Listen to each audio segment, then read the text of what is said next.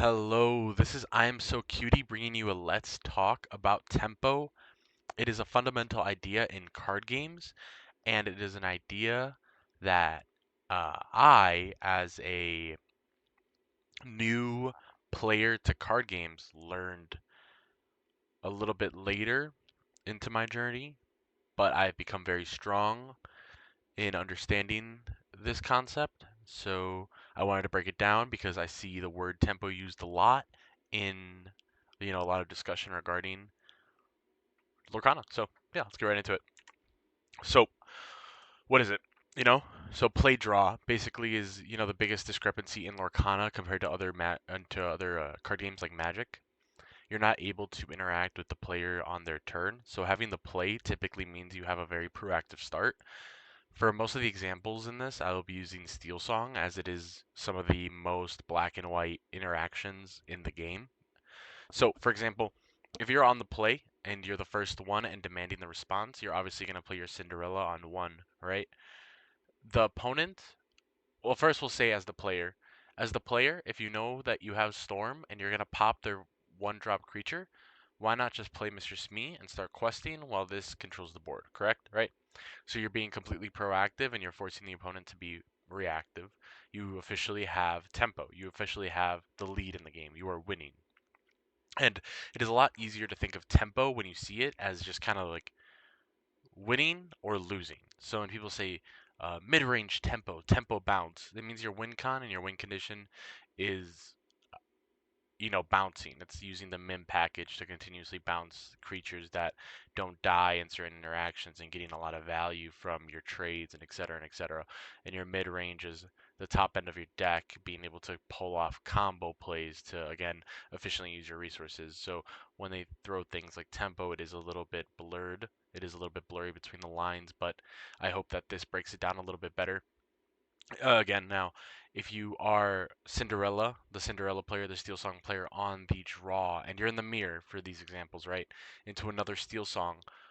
If you play Cinderella, your Cinderella is going to get popped, right? To Storm, and that is really annoying. And they'll play Mr. Smee on there too. So what do you have to do? The likelihood is that you still play Cinderella, possibly, if you don't expect them to have the Storm. And of course, if they do not have the Storm, then you start sniping back. But in terms of card efficiency, um, sometimes it is okay to opt out of the one drop and be reactive and play something like Troubadour or Vanessa, something with a really big body that is almost impossible to kill without a really big dig in resources. And that is why something like the turn 2 singer is super reactive. It's slow, right? If they're on the play and they don't play the double daisy and they don't play the semi and they don't play these high questers or the rhino and whatever, you obviously feel a lot more comfortable. They have two singers that are just questing for one, and you maybe have information that they don't have aerial. This is a super interesting concept and is really important. The first part of understanding the word tempo and how tempo works is understanding if you are in a proactive state of the game or a reactive state of the game, and from there you navigate, right? So let's keep going. So do you have tempo, right? Are you playing things that demand responses, right? Are you trading resources efficiently? And this is actually probably the number one argument as into why Madam Mim is likely not being reprinted. Madam Mim allows you to make interactions that are really unfair, per se. They're cards that are kind of cheap and provide really good stats and really good effects for absolutely no value. It always becomes a 1-for-1 or a 1-for-2. Like, for let's just use the cards that I have on screen. Aerial attacks something and lives.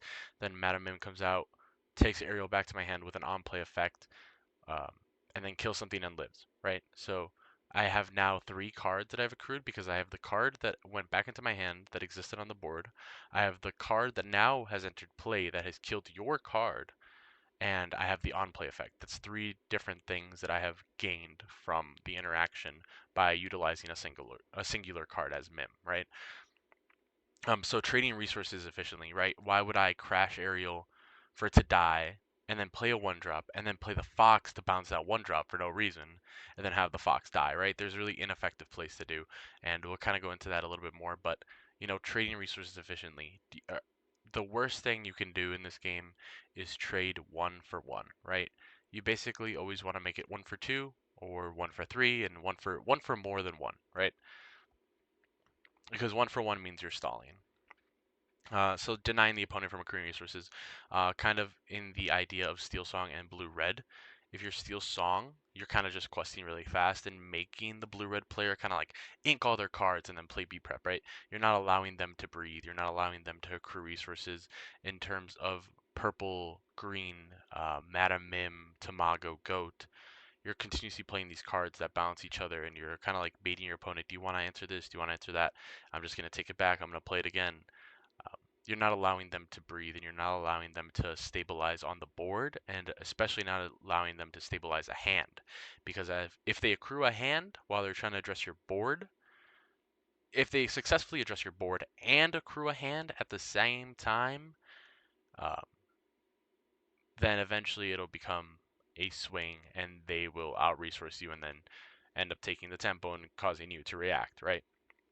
So these are just really, really like small key things to kind of keep in mind, right? So first, you understood the concept of tempo. Like, are you being proactive or reactive, right? That is the most important thing, right? You have to understand, are you the one in charge of the game at the moment? That is number one thing, right? Number two, why do you or why does the opponent have the tempo at the moment? That is the most important thing at understanding, because the second you understand it, you start seeing the answers to it. It's not something that somebody can teach you, per se. Like, they can't teach you every interaction in the game. You have to see it for yourself, and you have to understand what card is causing you to be losing, what card is causing you to be winning, and push on that, right? Um, so, did you lose your tempo? Did you have the tempo on the play and then just lost? And you said you didn't draw the resources. Well, like, you didn't draw the right cards, right? So, Begang, I had a mistype. Sorry. Began responding to an unnecessary issue. Something super similar like this is like, let's say your opponent is blue-red and they had no net zero resources and they were just ramping to a shark. And now their shark is just, the shark, and they have two cards in hand and a Visions of the Future in the grave. They're going to go to 7 ink. The Visions doesn't matter. The shark doesn't matter. The shark attacking your creature and taking something does not matter in this situation if you're already pushing 20, right? Why would you stop questing? Because they do not have, like, you have to demand this, right? So if he's baiting you to not tap and then having you not quest and then you ink and then you get be prepped anyways, what you do is you just tap, right? If you tap, he doesn't have the resources to clear your board and allow the shark to proc, right? You have to understand that. You have to understand both routes of what could happen, you know? Um, and also, are you trading resources inefficiently? Like, if you see the shark, for example, that's the easiest one, right? Are you using 3 storms to get rid of the shark? You're using 3 characters on your board instead of questing just to clear the one shark, where in this situation that I'm giving you, it doesn't really matter, just turn sideways, right? Like, are you taking too much time and too many resources to answer something that, traditionally is scary, like Calhoun, for example, something that is super over-respected, in my opinion. Like, are you using too much to answer this small inconvenience, right? Don't let yourself get sucked up on a card that you think is just good because it's good. Like, understand why it's good, and does your opponent have the resources to make it good in this situation, right?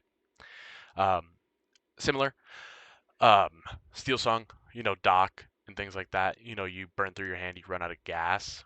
You have to make selections correctly and you have to mulligan correctly. This is like a big thing, but if you're just allowing yourself to burn through your hand and inking like friends on the other side, and inking, the chills when you have the John, or inking the actions when you could find Diablo, inking the things that allow you to draw more things and just losing your hand, that is really bad.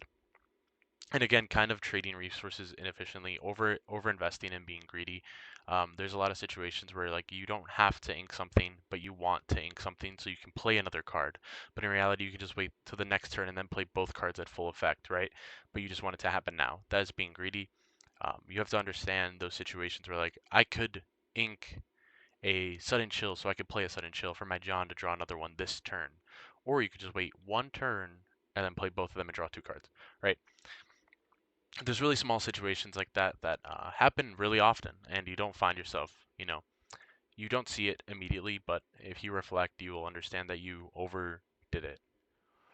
And then overinvesting before a board wipe. Like you forget that there's Keaton under the sea, you forget that there's a B prep, you forget that there's a Sisu and there's not enough math, and you dump your hand and you just lose, right?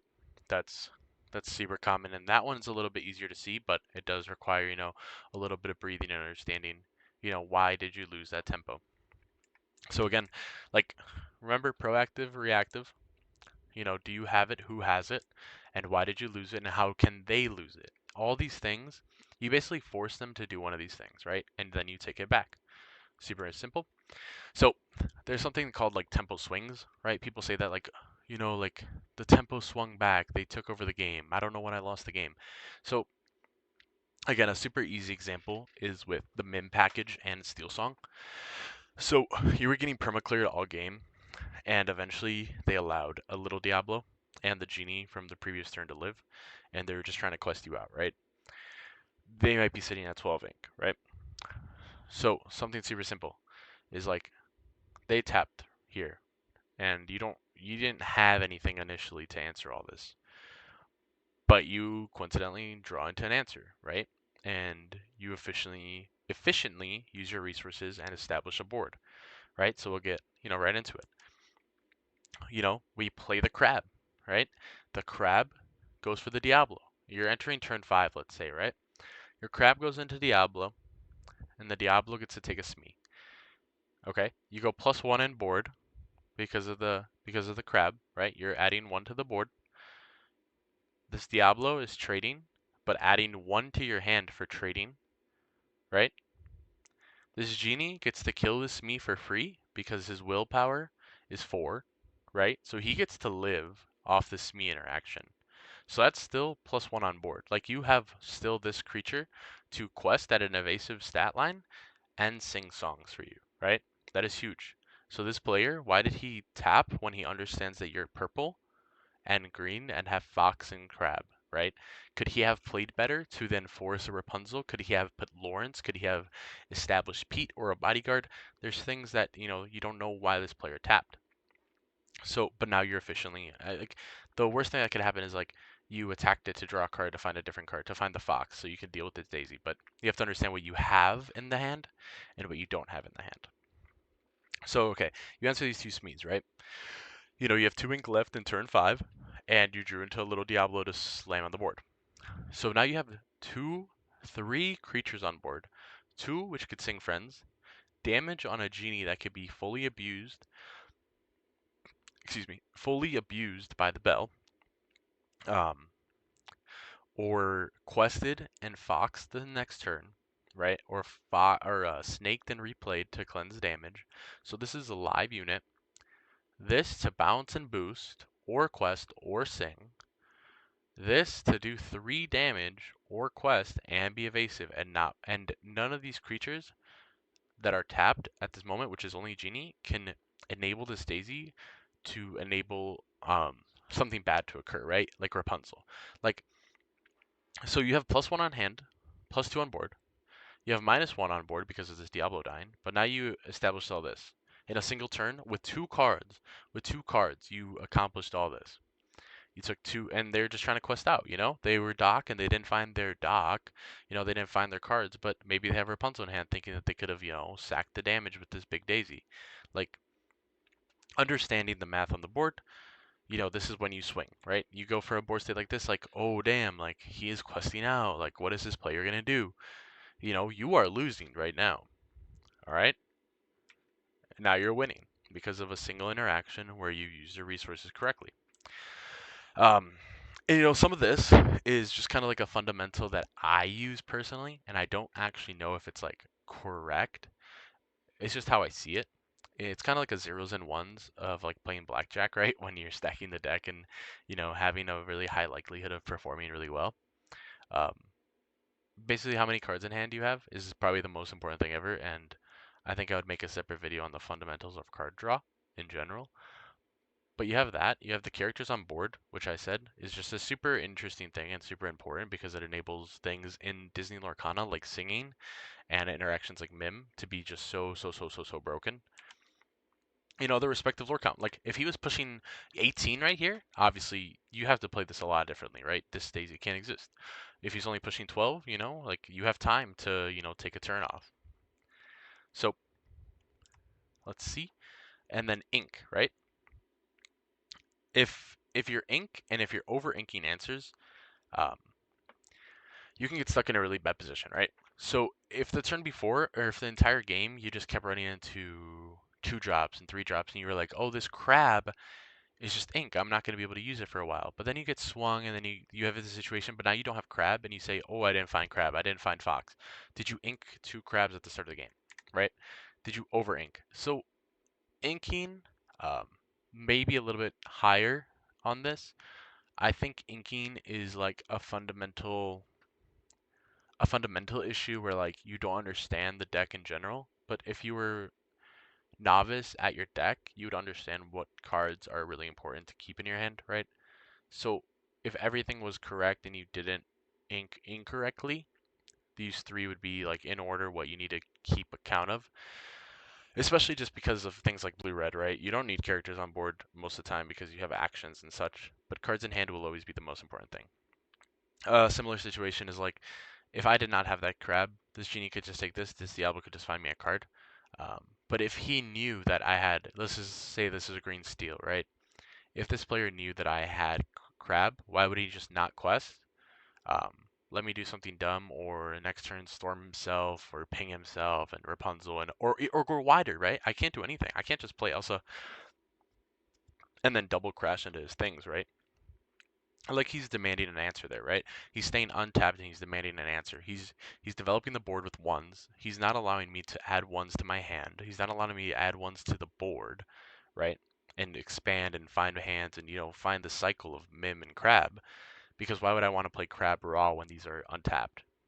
Right? It's small things like that. It's enabling yourself to get a lot of plus ones in interactions and not allowing them and making -1 situations for them or zeros situations for them. So they have no change, right? So these are kind of the basics. The most complicated thing about the idea of tempo and game flow is tempo swings. Um, and that's just because you don't know what is worth it until it kind of happens, or if you can like envision the turn ahead of time, right? And have the correct resources, right? You don't know how it's going to go, but um, this is probably the most complex part about it. Just understanding when your board is in the position to swing, to the quote unquote swing the game back to your way. But I hope that, a small breakdown like this really helps players understand, when people are spamming tempo in Facebook chats or deck building profiles and tempo mid range and things like that. So it's just a really brief, slightly concise breakdown on what I believe is tempo and the fundamentals of tempo and understanding, how I process tempo and how I would go about, you know, uh, attacking a lot of these subjects and preventing myself from being a victim to, a lost game because of, small fundamental mistakes. So, again, thank you. This was an episode of Let's Talk,